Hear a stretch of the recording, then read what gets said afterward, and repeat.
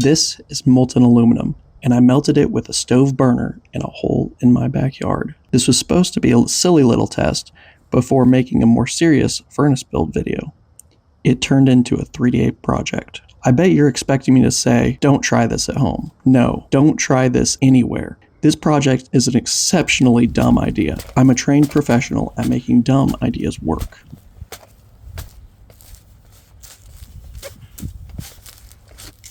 The entire furnace starts as a hole in the ground.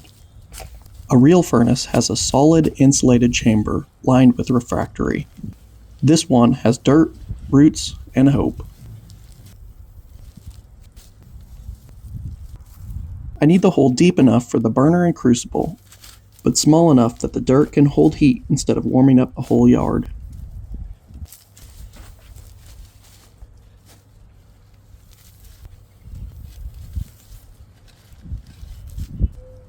It's important to get the shape clean enough that the burner sits flat and the crucible can still fit. The hard part is digging a hole while wearing jeans. Yes, it is very hard. Can you hear me?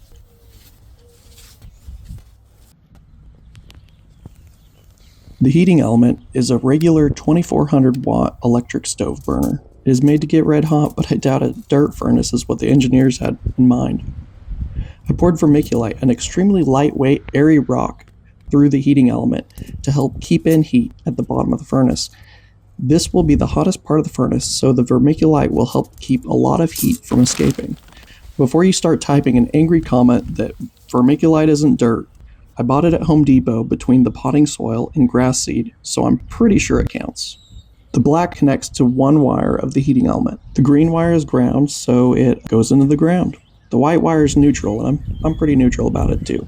I mixed some dirt with vermiculite to help insulate the wires from the high heat of the furnace. If that heat melts the electrical insulation on the wires, I'll have 240 volt AC power running wild through my beautiful furnace.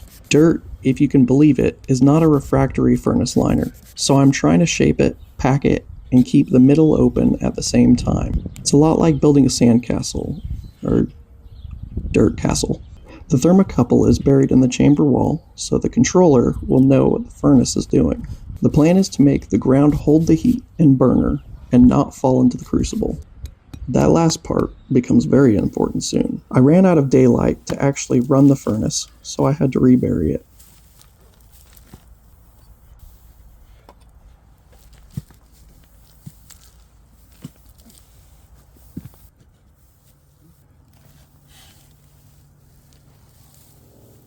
It's important to water the furnace grass to keep it healthy.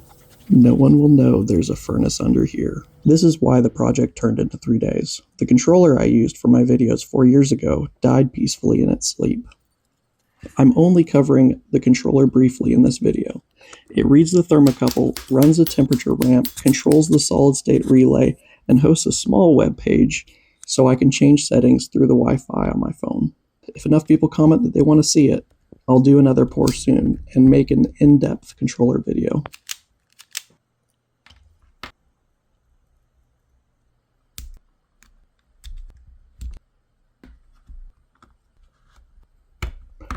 It was over a month before I returned to this next Saturday project. The furnace grass is dead. I dug it back out again.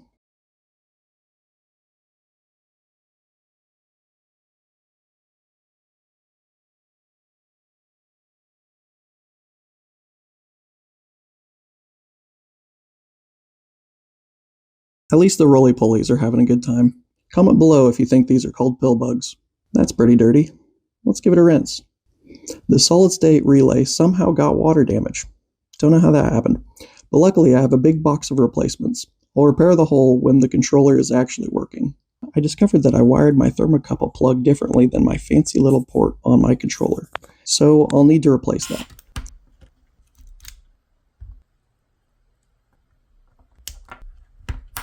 Whoops. That was a bad pop. He's dead, Jim.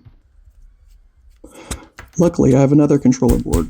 Just about everything on it is destroyed except the screen. These boards are only about $20 a piece, but I'll never get this furnace done if I have to wait on parts. So I'm replacing the screen, checking the board, trying not to destroy the ribbon cable, and still pretending this is mostly a furnace project. Might as well put an actual connector on the battery while I have this open. Once it was working and I finally go back outside and test the actual dirt furnace. After all this work, it just doesn't work. That'd be pretty hilarious.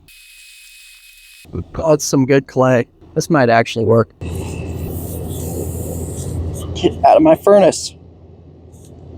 Okay, so it's currently saying 36.5 degrees Celsius, which is not right, which means the polarity on this is backward. There's no way that's 32. It's my lighter. Okay, it's correct now, it's just off. Don't rain on me. Crap, it's gonna blow this whole thing wide open. It's 10-20 degrees Celsius high, which is fine, I guess. Not what I like to see, but I can adjust for that. When I plant grass seed, it doesn't rain. When I try to do something with all my tools out, it rains. It's not ideal, but I didn't check the weather. It might start raining, so we will just protect the one thing I can't replace right now. Then I'll have to check the weather after I get this hooked up.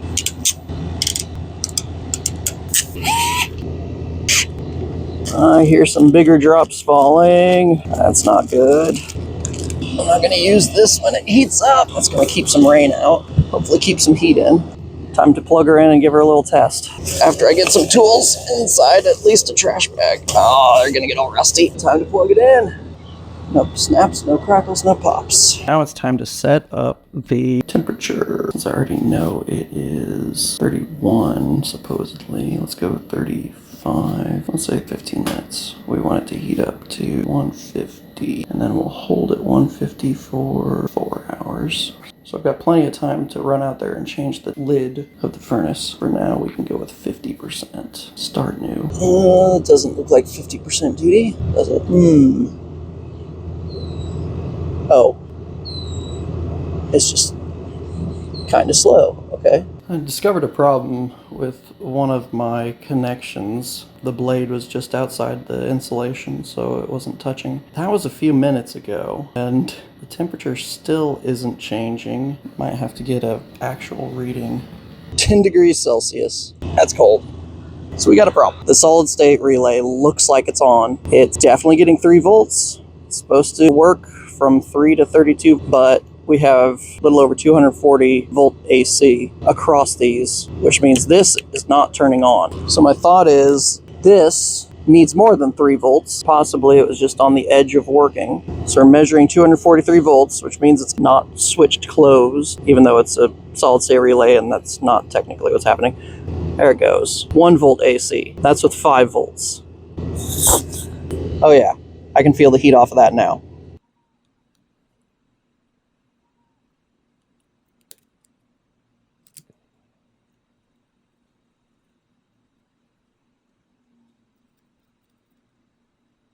I checked the forecast, and it's not supposed to do anything more than sprinkle for the next hour or so. Right now, it quit sprinkling.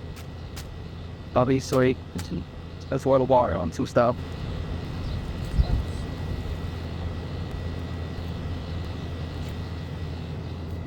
We're getting 3.194, 164 volts, so it's partially turning on. Right after I said that it was only partially turning on, you can see some steam. If that temperature starts rising, or I'm gonna have to shut this thing down, because that is not 50%. So the temperature is definitely rising, and it's rising quickly. Obviously not as quickly as that set point. I am really glad to see that my graph here is working right, so we can see that it might catch up.